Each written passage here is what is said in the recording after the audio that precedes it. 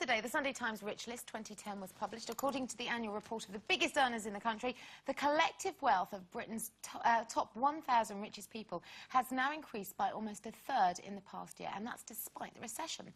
London-based steel magnate Lakshmi Mittal claimed this year's top spot for the 6th consecutive year running, after his fortune doubled from 10.8 billion in 2009 to 22.45 billion. Russian oil tycoon Roman Abramovich polled second position, and the Duke of Westminster was third. So, ladies, oh, I know, look, we're all just sat here green with envy. When it comes to other people's money, are you really interested? And do you think it's an okay subject to discuss? Or is it vulgar? No, I don't, that rich list business. You know, money is not everything, is it? No, I don't think it is, though. And people laugh about, you know, actors and say, you know, why do you do it? And they always think of the rich, famous ones. But actually, most of us do it because we just love getting up and showing off, basically. But my mum and dad were very much of that. And we weren't rich at all, but very much of the school that you just don't ask people about money at all. It's not part of the... It would never have entered the conversation at all. And whatever you did, you had to work for it. And all, you know, and my dad spent hours trying to teach me the value of money and failed miserably.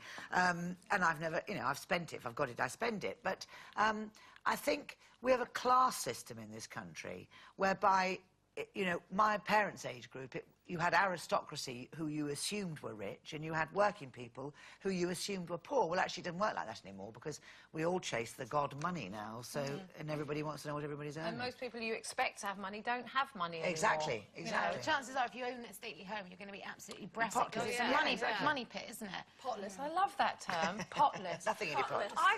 That rich list just annoys me, because I just don't believe it. You know, I do think that most of the time, you know, the numbers are just plucked out the air. How can they possibly know what people's fortunes are?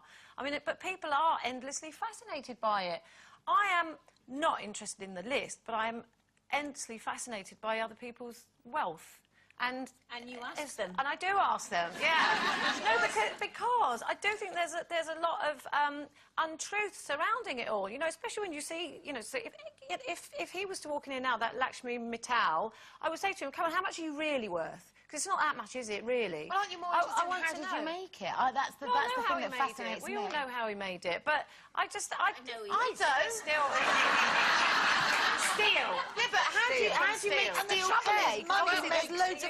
And money makes money. Once you get beyond that point of paying back, which I never have, you know, paying back what you owe from the last lot, money makes money. That's the thing, really, But what intrigues me more than anything is how people lose it. How people get through it, because you know you do tend to think that people have got more than they say they have, because a lot of people lie about money as well, you know, about what they get paid and how much they've got stashed away, and then suddenly they're bankrupt. You think, ha-ha, where's it gone? So you know, I wouldn't mind asking people. I don't think it's particularly vulgar. I think people might be quite offended by it, but in America, no one cares. They talk about money all the time. Here, we do have this strange conservatism when it comes to talking about money, but I'm happy with it. I've got massive respect for money, and I grew up learning that because we didn't have much. So everything that I earn, I know exactly where every penny goes, and although I'm not mean in any way, I spend my money because I believe that money has no worth unless you spend it. What's the point in stashing it away?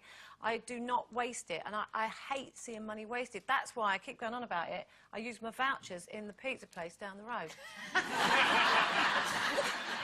I do. It's like Alan Sugar's in the room, isn't it? But, you know, I mean, I have a massive respect for the wealthy, especially those who have created their own wealth.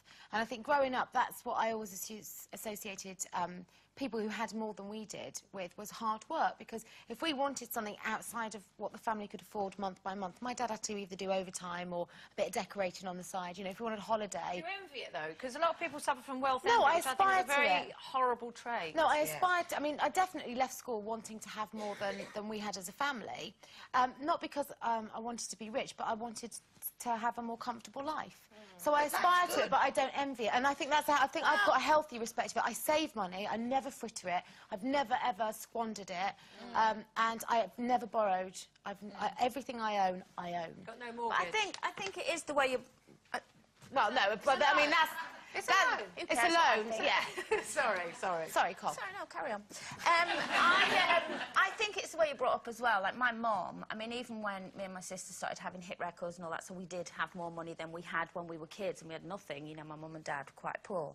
But my mum, she could never justify going out and spending thousands of pounds on something when she could get it down Mickey's Market or whatever. Which for is a strange, because tenner. she probably could have afforded to with the Absolutely, way you girls were but working. yeah, but it's kind of, I've kind of grown up a bit like that now, whereas even if I could afford something, say I saw a pair of shoes and they were a ridiculous amount of money, even if I could afford it, I've got that inbuilt thing with my mum that I just cannot justify spending that money on a pair of shoes. No, but I think that's right. Then people who think it's their right now, lots of people think it's their right to have everything, whether they can afford it or not. They have money they don't have, that's how they become bankrupt. I do, you know, I do think you're all great not having money envy, but I really do. Well, if you do, here's your chance to get your hands on some cash in this